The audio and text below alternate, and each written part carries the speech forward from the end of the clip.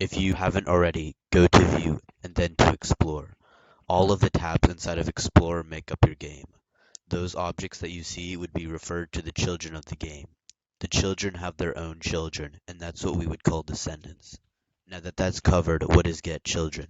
As said before, all of the tabs inside game are its children. GetChildren would get that list. To see all of the children, you would write something like for I, V, and I pairs or pairs, game GetChildren, print V, N. This will print all of the objects in Explorer. If you follow the steps, you may have noticed that it doesn't print the objects inside of the tabs in Explorer. It only prints its children.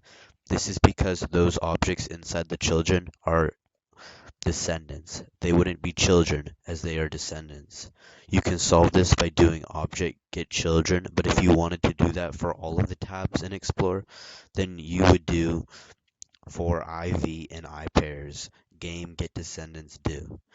Just try it out and it should print every single object inside of game. Thank you for watching this video. If you wanted to save this video or share it with your friends, feel free to like it.